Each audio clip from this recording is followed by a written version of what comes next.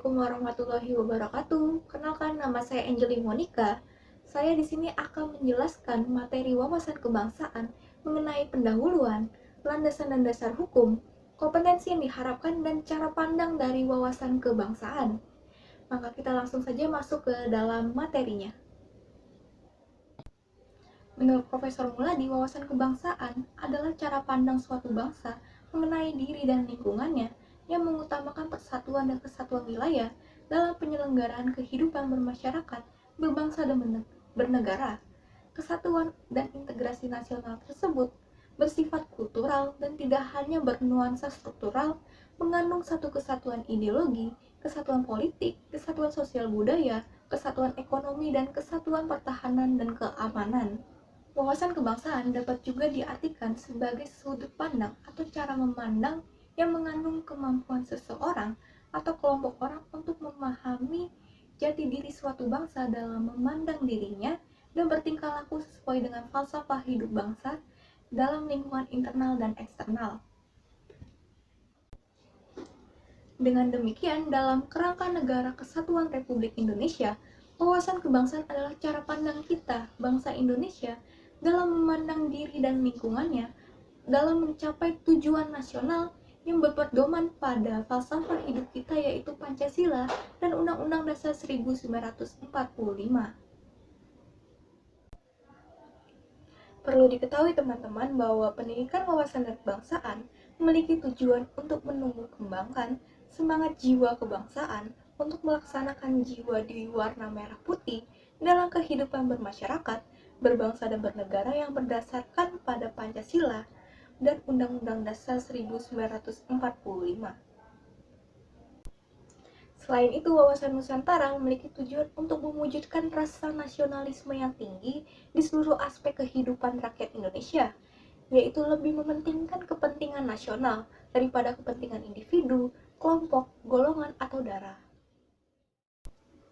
Kemudian landasan dan dasar hukum dari pendidikan wawasan dan kebangsaan, yang pertama itu adalah Pancasila, yang kedua Undang-Undang Dasar 1945, yang ketiga Undang-Undang Nomor 3 Tahun 2002 tentang Pertahanan Negara, dan yang keempat itu undang-undang lainnya yang berkaitan dengan wawasan dan kebangsaan.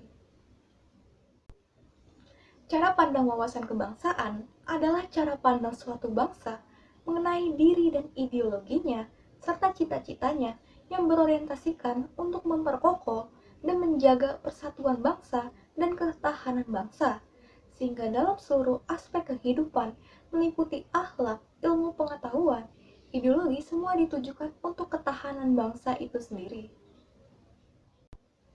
Sekian materi yang dapat saya sampaikan, selanjutnya akan dilanjutkan oleh rekan saya. Wassalamualaikum warahmatullahi wabarakatuh. Assalamualaikum warahmatullahi wabarakatuh. Saya Kinanti Alisya Putri Haryanto dengan NIM 19106111182. Ketahanan bangsa atau ketahanan nasional adalah kondisi dinamis suatu bangsa yang berisi keuletan dan ketangguhan yang dalam kemampuan meningkatkan atau mengembangkan kekuatan nasional dalam menghadapi dan mengatasi berbagai ancaman, gangguan, hambatan, dan tantangan baik yang berasal dari luar maupun dalam negeri, yang dilakukan secara langsung maupun tidak langsung, yang tentunya dapat mengancam integritas, identitas, keberlangsungan hidup bangsa dalam mengupayakan tujuan nasional Indonesia. Ketahanan bangsa memiliki sejumlah unsur yang diistilahkan sebagai gatra. Gatra ketahanan bangsa disebut sebagai Astagatra atau 8 gatra yang terdiri atas Trigatra atau 3 gatra, meliputi gatra letak dan kedudukan geografi, gatra keadaan dan kekayaan alam, dan gatra keadaan dan kemampuan penduduk, serta pancagatra atau 5 gatra meliputi gatra ideologi, gatra politik, gatra ekonomi, gatra sosial dan budaya, serta gatra pertahanan dan keamanan. Tujuan dan sasaran wawasan kebangsaan atau WASBANG antara lain yaitu 1. Bangsa yang kuat, rukun bersatu, berdaya saing tinggi, dan sejahtera. 2. Terjaganya sejarah kebangsaan Indonesia dan cinta negara kesatuan Republik Indonesia. 3. Revitalisasi, reaktualisasi nilai-nilai dalam Pancasila. 4. Secara khusus meredam berkembangnya penonjolan primordialisme sempit, kesukuan, kedaerahan, dan mencegah disintegrasi bangsa. 5. Meningkatkan kualitas penangkal maya demi lestarinya bangsa. Nilai-nilai wawasan kebangsaan atau WASBAng antara lain 1. Pengorbanan, yaitu kesediaan untuk mengesampingkan kepentingan pribadi ataupun golongan demi kepentingan bangsa. 2. Kesederajatan, yaitu kesempatan yang sama untuk berperan demi bangsa.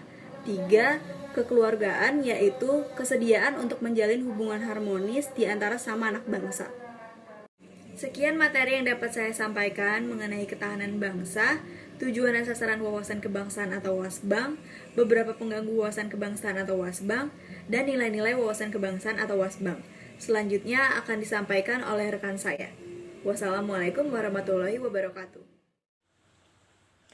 Assalamualaikum warahmatullahi wabarakatuh. Nama saya Muhammad Zaid Ansori dengan NIM 19106111196. Wawasan kebangsaan di Indonesia tercetus pada Sumpah Pemuda di tanggal 28 Oktober tahun 1928 sebagai tekad perjuangan dan merupakan konvensi nasional. Terdapat dua aspek wawasan kebangsaan, yaitu aspek moral dan aspek intelektual. Wawasan kebangsaan memiliki makna mengamanatkan kepada seluruh bangsa agar menempatkan persatuan, kesatuan, serta kepentingan dan keselamatan bangsa dan negara di atas kepentingan pribadi ataupun golongan, mengembangkan persatuan dan mempertahankan Bhinneka Tunggal Ika, mewujudkan bangsa yang maju dan mandiri serta sejahtera lahir batin, sejajar dengan bangsa lain yang sudah maju. Terdapat beberapa cakupan dalam wawasan kebangsaan. Yang pertama adalah kesatuan politik. Adalah seluruh kepulauan Nusantara merupakan kesatuan hukum dalam arti bahwa hanya ada satu hukum nasional yang mengabdi kepada kepentingan nasional. Yang kedua, ada kesatuan sosial budaya. Masyarakat Indonesia sebagai satu perkehidupan bangsa merupakan kehidupan yang serasi dengan tingkat kemajuan masyarakat yang sama, merata dan seimbang, serta adanya keselarasan yang sesuai dengan tingkat kemajuan bangsa. Selanjutnya ada kesatuan pertahanan keamanan. Setiap warga negara mempunyai hak dan kewajiban yang sama untuk membela negara dan bangsa. Yang terakhir adalah kesatuan ekonomi. Memiliki arti bahwa kekayaan yang ada di wilayah Nusantara, baik potensial maupun efektif, merupakan milik bersama. Semua diperlukan untuk memenuhi kebutuhan hidup sehari-hari secara merata di seluruh wilayah tanah air. Sekian pemaparan yang bisa disampaikan oleh saya. Selanjutnya akan disampaikan oleh rekan saya.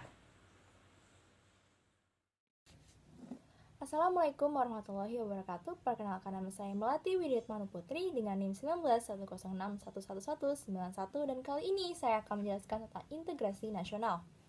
Integrasi nasional adalah suatu proses penyatuan atau pembawaan berbagai aspek sosial budaya ke dalam kesatuan wilayah dan pembentukan identitas nasional atau bangsa. Integrasi nasional dapat menjamin terwujudnya. Yang pertama, keselarasan, suatu tertib, teratur, aman, dan damai. Yang kedua adalah keselarasan, unsur yang terlibat dalam kehidupan bersama. Yang ketiga adalah keseimbangan, unsur secara berhubungan bersama diperlakukan secara sewajarnya. Mengapa kita harus melaksanakan integrasi nasional? Yang pertama, kita semua wajib untuk mengikutsertakan diri dalam menjaga integrasi nasional dan berbagai macam ancaman, gangguan, hambatan yang akan datang di mana saja, kapan saja, dan di mana saja. Integrasi nasional merupakan salah satu cara untuk menyatukan berbagai macam perbedaan yang ada di Indonesia, di mana salah satu contohnya yaitu antara pemerintah dengan wilayahnya. Adanya upaya mengintegrasikan Indonesia, perbedaan-perbedaan yang ada tetap harus diakui dan dihargai sehingga Indonesia menjadi negara yang dapat mencapai tujuannya. Selain menghargai dan mengakui berbagai macam perbedaan di Indonesia, masyarakat Indonesia juga harus memiliki rasa toleransi terhadap sesama sehingga tidak terjadi konflik yang berkepanjangan yang dapat merugikan Indonesia.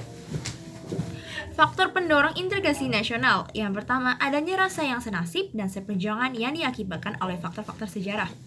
Yang kedua, adanya integrasi nasional yang tercermin dalam simbol Pancasila dan Bhinneka Tunggal Ika. Yang ketiga adalah sikap tekad dan keinginan untuk kembali bersatu di dalam kalangan bangsa Indonesia seperti yang telah dinyatakan di dalam Sumpah Pemuda. Yang keempat, adanya ancaman dari luar yang menyebabkan adanya dan munculnya semangat nasionalisme dalam kalangan bangsa Indonesia. Faktor penghambatnya yaitu kurangnya penghargaan terhadap kemajemukan yang memiliki sifat heterogen. Yang kedua, kurangnya toleransi antar sesama golongan.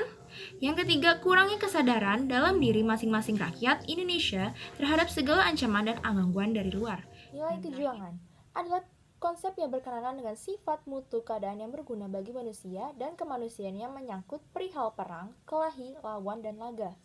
Dalam sejarah perjuangan bangsa, Indonesia nilai kejuangannya dimaksudkan untuk menggambarkan yang pertama daya pendorong, yang kedua adalah daya pelawan, dan yang ketiga adalah daya pendobrak yang mampu membawa bangsa ini untuk membebaskan dirinya dari penjajah dan bebas merdeka.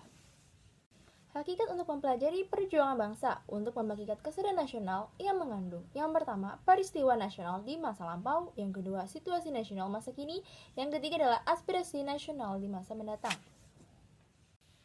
Demikian dan sekian penyampaian dari kelompok kami mengenai wawasan kebangsaan, kurang lebihnya mohon maaf. Video ini dibuat untuk memenuhi persyaratan ujian tengah semester mata kuliah wawasan berbangsa dan bela negara. Wassalamualaikum warahmatullahi wabarakatuh.